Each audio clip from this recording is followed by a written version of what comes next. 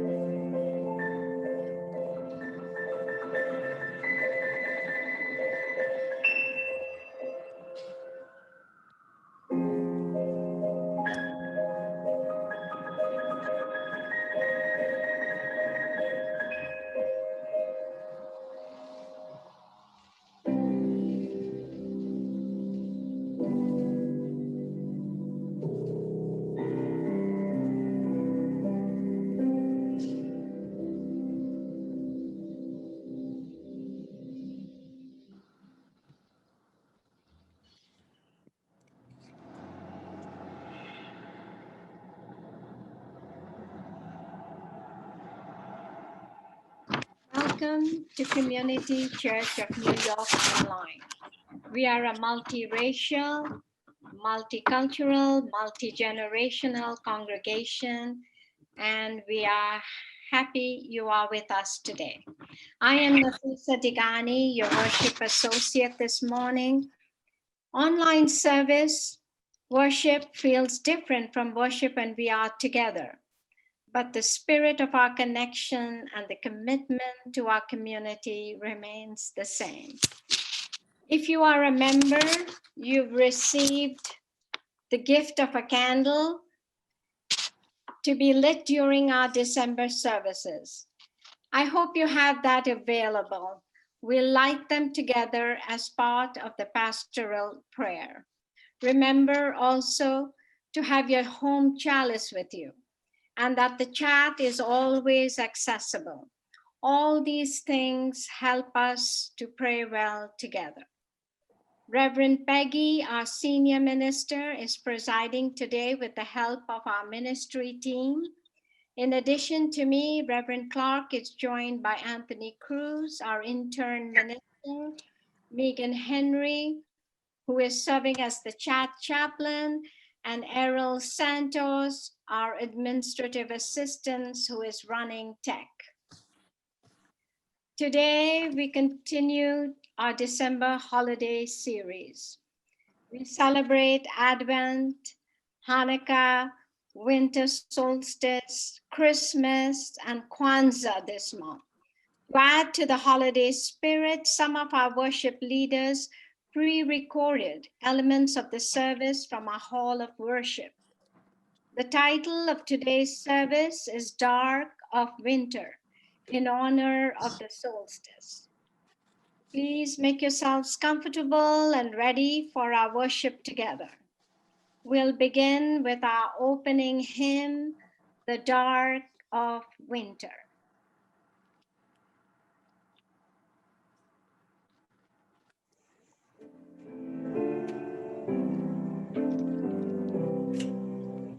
Dark of winter, soft and still, your quiet calm surrounds me.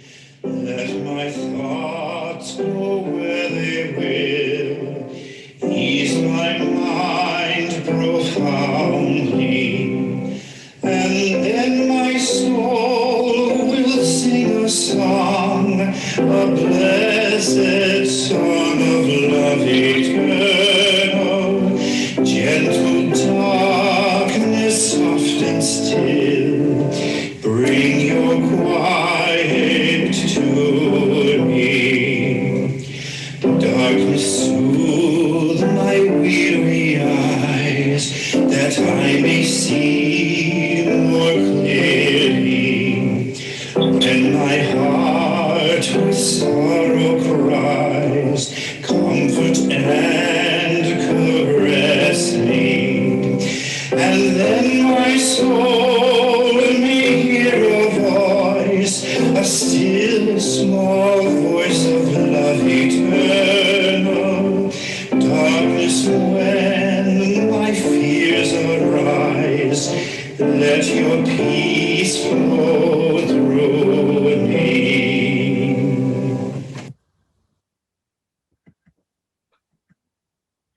Good morning. This is our Solstice Service. It is good to be with all of you today. Let's begin with our call to worship. Come we now out of the darkness of our unknowing and the dusk of our dreaming. Come we now from far places. Come we now into the twilight of our awakening and the reflection of our gathering. Come we now all together. We bring unilluminated our dark caves of doubting. We seek unbedazzled the clear light of understanding. May the sparks of our joining kindle our resolve, brighten our spirits, reflect our love, and unshadow our days. Come we now enter the dawning.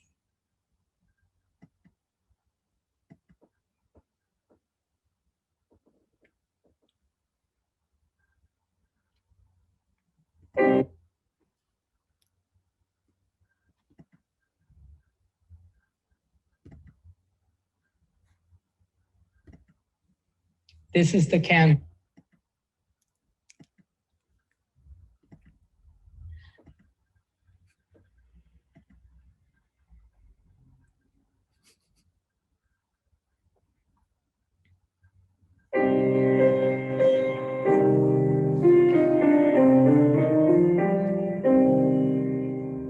Rise up, O flame,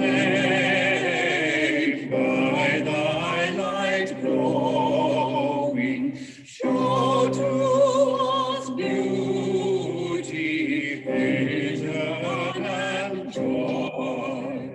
Rise up, O flame, bright light flame, bright light glory, show to us beauty, vision, and joy.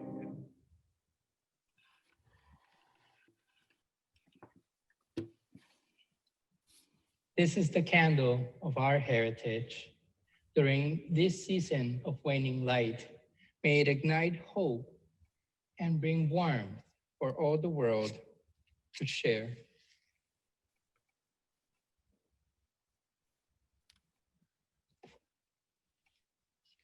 Please join me for a unison affirmation.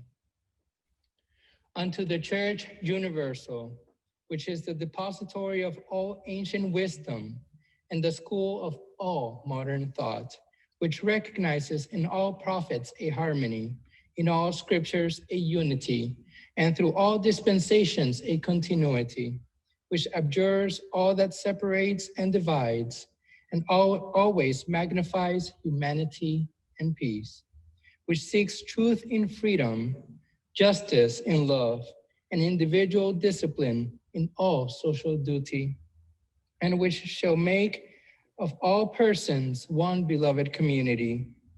Unto this church and unto all its members, known and unknown, throughout the world, we pledge the allegiance of our hands and hearts.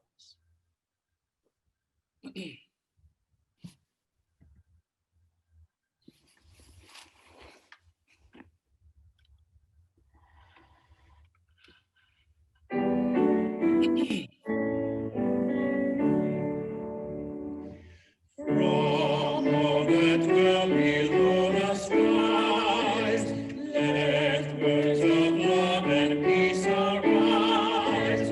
Alleluia, alleluia. Let joyful songs of praise be sung through every land by every tongue.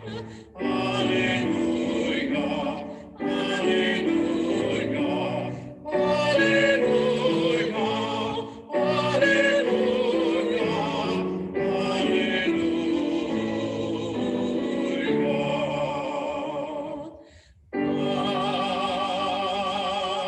Amen.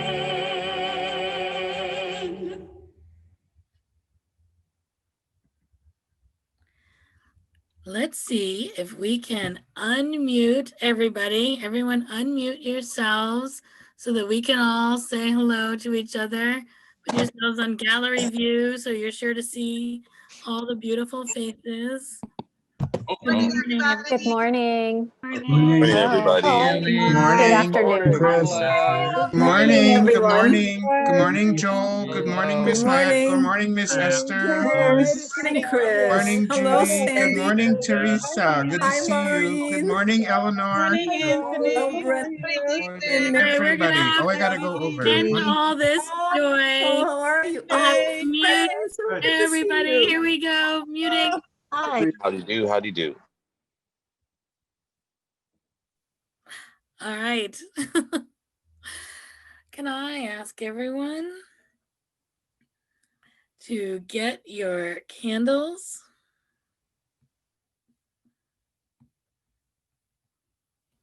Does everyone have that? All of our members have been sent a candle, so I'm hoping that everyone has it with you along as the way to light it. And if you didn't receive one, I'm hoping you have another candle you can light today. Can everybody just hold up your candle? These candles represent our connection to each other. From our central location on 35th Street, every candle was boxed and sent out, thanks to Errol and Valerie, mailed all over the country. During this time of pandemic, when we're not able to be physically together, we have signs and symbols of our connection to each other and to our shared mission and vision for the world. May this candle help to center us and ground us in a time we might feel untethered. Let's light our candles.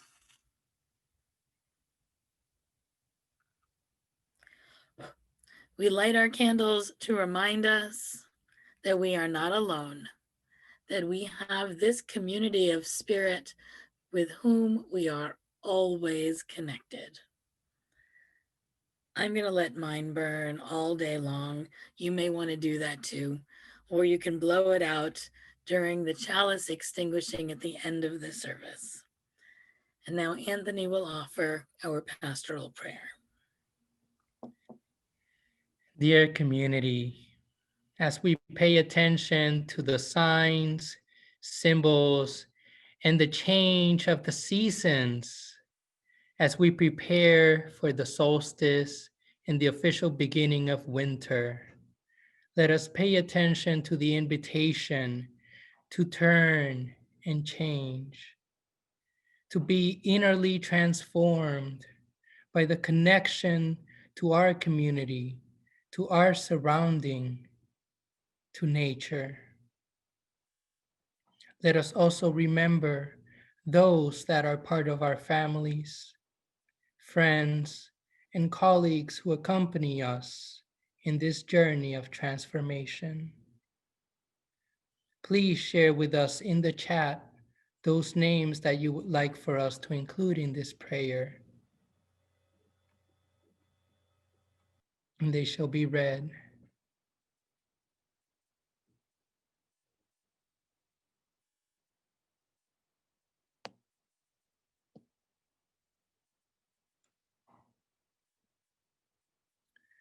We recall the beloved family of Dr. Janice Johnson, the memory of Marcia,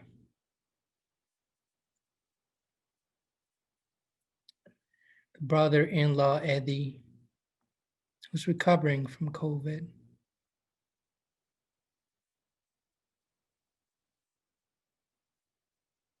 Aunt Lucille, those currently in detention centers, all of those who are sick, alone, and frightened during this time.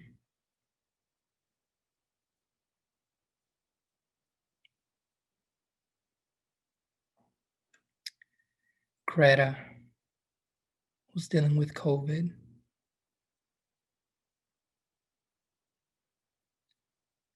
As our heart turns and our attention turns to the many shifts within our calendar year, let us continue to be connected to the agricultural seasons, to societies and communities that might not be our own, like the Navajo. Let us always retain gratitude, and let us always grow in consciousness of how to operate in liberation and solidarity. May it be so.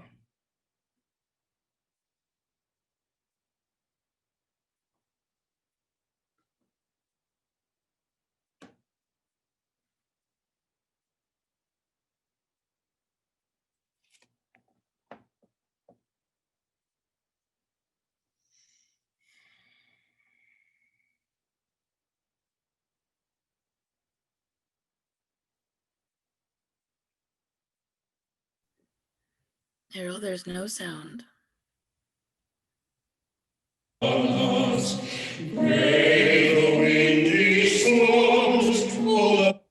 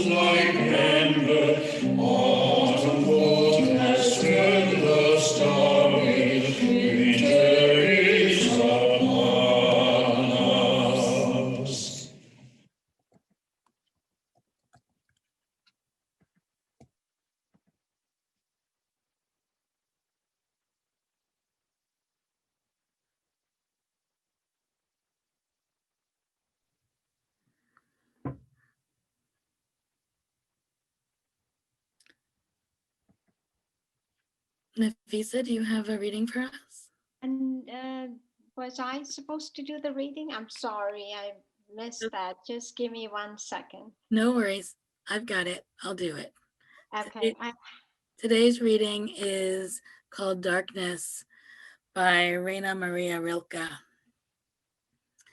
You, darkness, from whom I am born, I love you more than all the fires that block out the night. For the fires limit the world to the circle that lights up and excludes all the rest. But the darkness holds everything. Shapes and shadows, creatures and me, people and nations just as they are. Let me imagine a great presence stirring beside me. I believe in the darkness.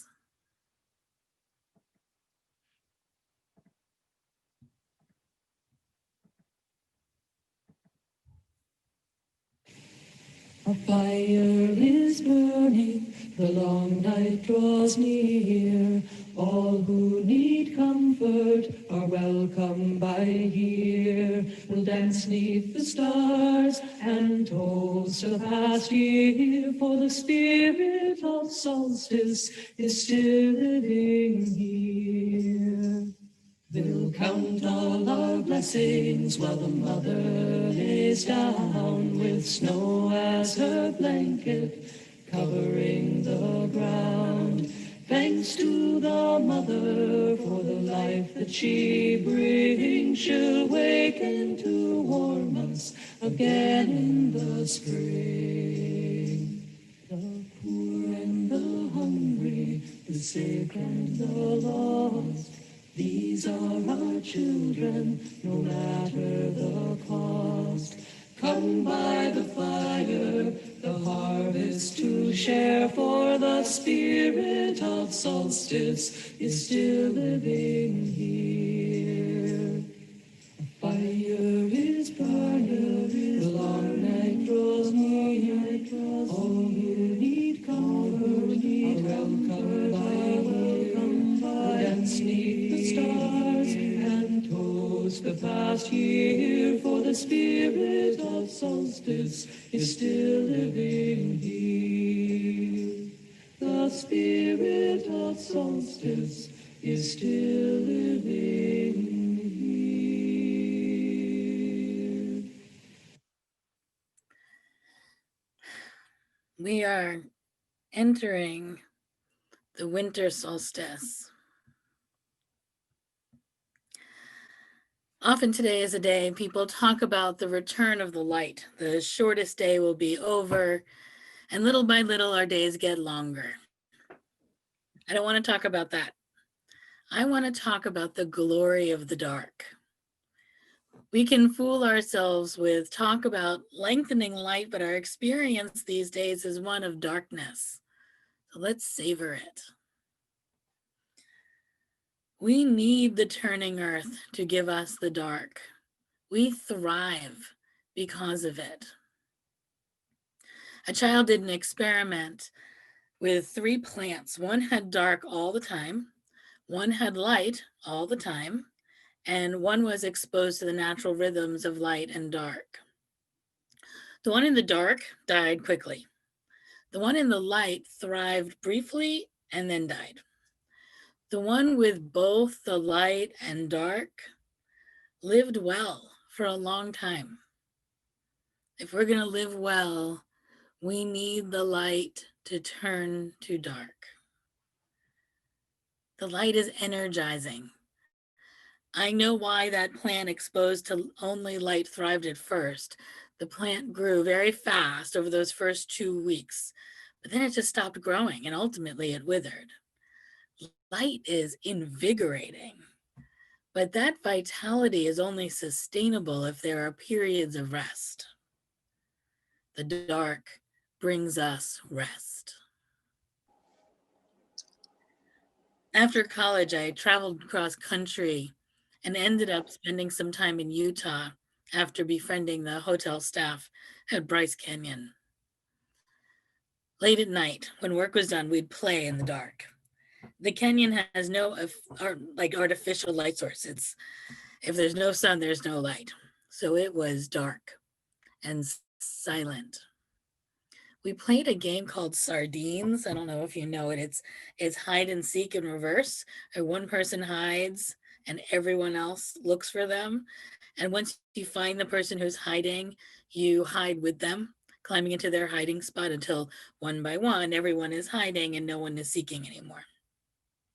So one night in the canyon, the first person to hide laid down beside a fallen tree, and to find him, we're not allowed to use, flashlights. There weren't cell phones at the time. So we're seeking in pitch black. Once someone found him, it becomes a little bit easier, right? Because you can hear the sounds of voices or people sort of squishing in, trying to hide together. But when the game starts, everyone's just alone in the dark. They reach the count of 10, freeing us up to begin our search. And I reach out quickly to my traveling companion, because really I was so terrified. I'd never seen dark so thick and heavy. Neither of us knew the area. We didn't know what to expect in the dark. We sort of wandered tentatively, our arms out in front of us, and we were by far the last to find our friends who were using this downed tree as cover, which meant that we were the next to hide. So we decided not to hide in the space with all the rocks and the trees, but instead to go out into the field. It wasn't really quite a field. There weren't a lot of plants, but it was this large open expanse. And we just lay down in the middle of it. When our friends were done counting, they came looking for us. They'd heard the direction we had walked in, and they were following the tracks, but they could not see us. They walked right by us, one at a time, some closer, some further back. Sometimes they walked over us. And while they were searching, we were lying on our backs, watching the stars. We remained still and silent and attentive. As each person found us, they also laid their bodies down and watched the stars. For the course of maybe 15, 20 minutes, each person joined us. And while we hid in the dark, we found the night sky. We stayed in that field long after that game was over, each resting in the hush of the dark. Because of the dark that night, we were able to see things we wouldn't have found in the light. The sky is a glorious thing, filled with the mystery of infinity. In Utah, the night reveals more stars than you can count. And you can also see the Milky Way, that confounding galaxy of which we are but a tiny part. It sweeps across the sky, reminding us simultaneously of both the insignificance of our individual existence and the wonder and magnificence of being alive. And the only way to see it is in the dark.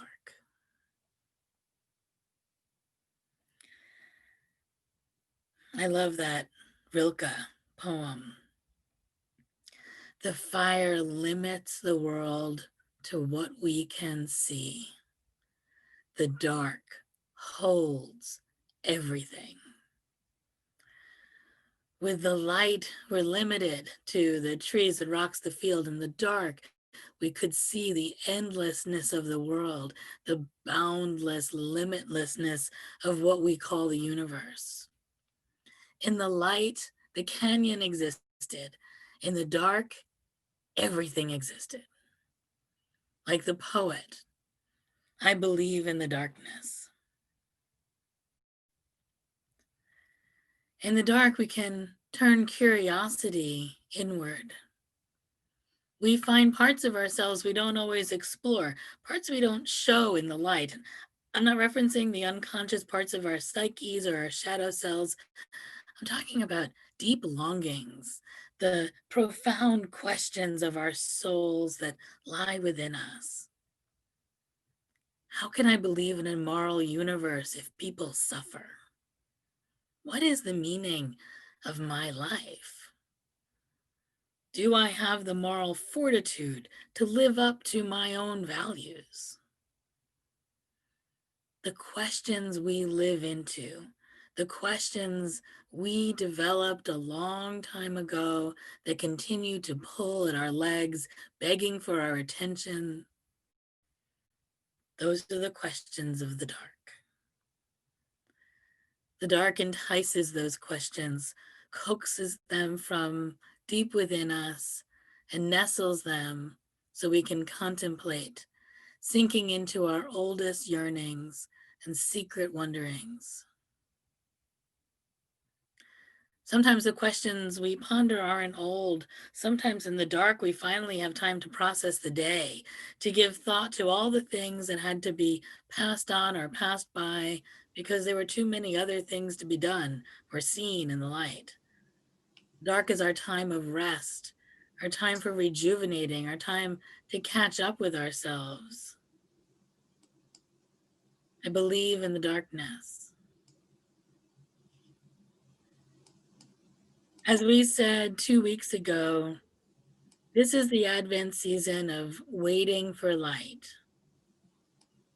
Pagans who gave up the solstice tradition are also waiting the birth of the light. That these things are connected is not accidental. Christians gained acceptance in a pagan world by aligning holidays. Pagans will celebrate the triumph of the dark and what feels like the stillness of the sun as it is suspended almost powerlessly in the sky. They will call to the dark king who will soon be transformed by infant light. They will watch for the coming of dawn when the great Mother Earth will again birth the divine sun child, the bringer of light and warmth. They will acknowledge the stillness that comes before motion, the necessity of the dark of the womb, the dark of the soil where the seed waits patiently.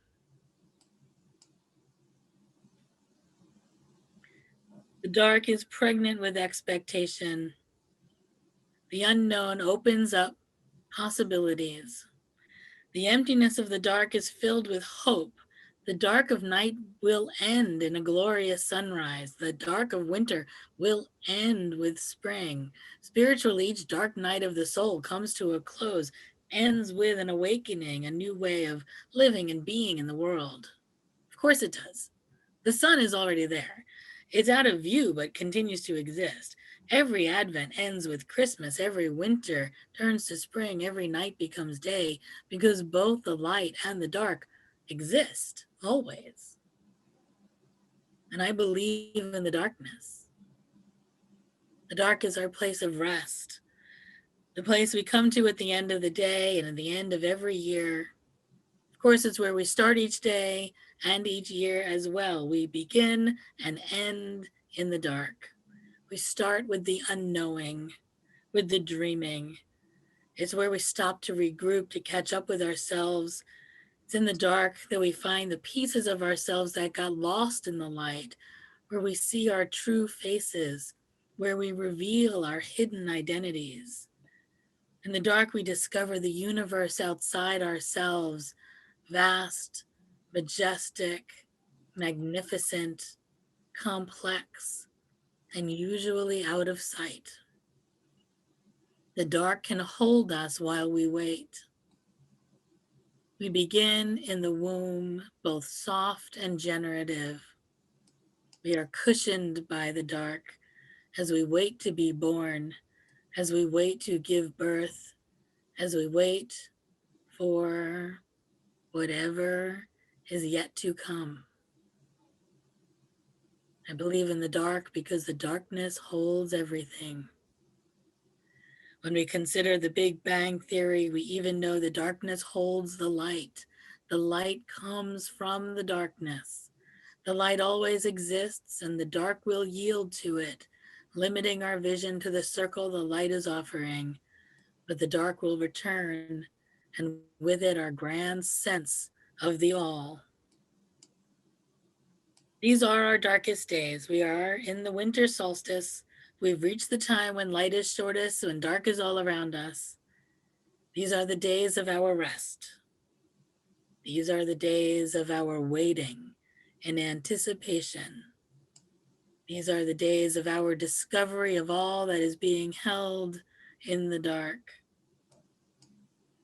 Before Christmas comes, before the birth of the light, let us all embrace and believe in the dark.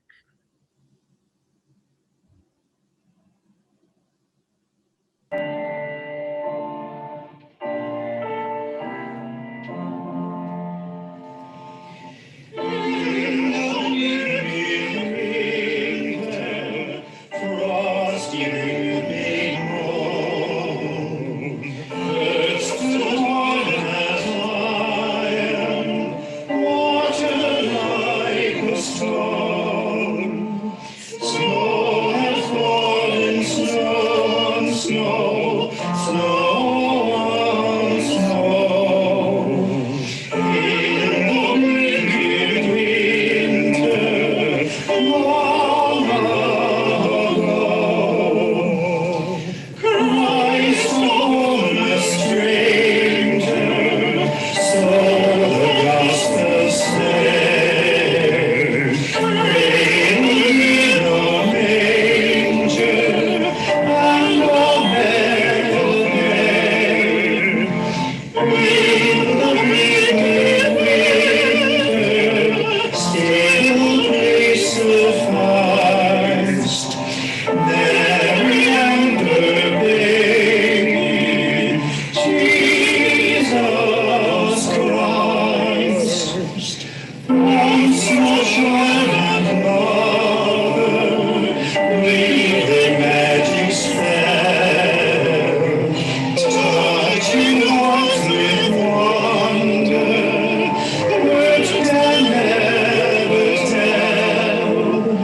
In the midwinter, in this world of pain, where our hearts are open, love is born again.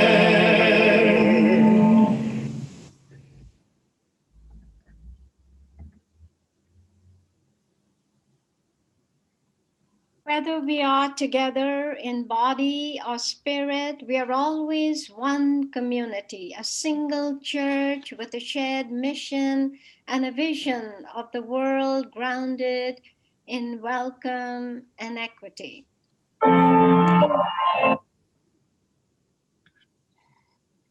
Even when we are online, we have many programs through the week to keep us connected to the world, to each other, and to our deepest selves. Our regular programs will run this week on Monday, Tuesday, and Wednesday.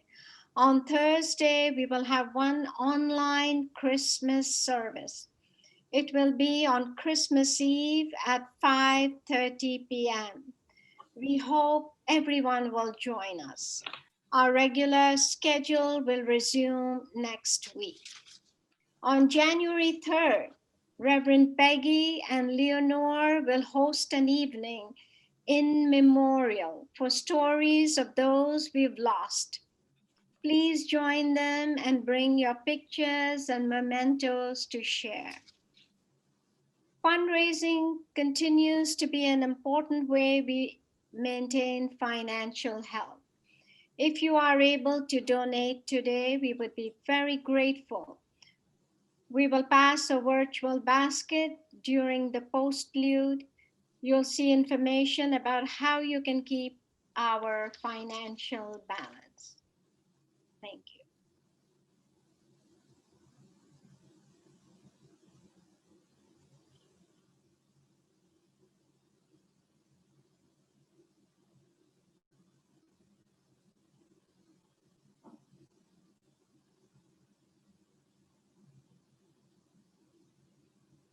Errol, there's no sound.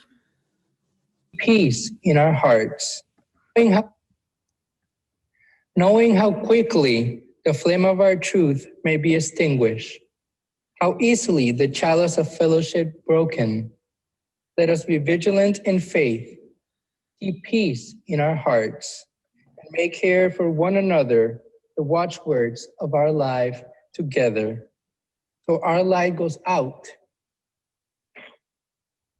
everywhere into the world.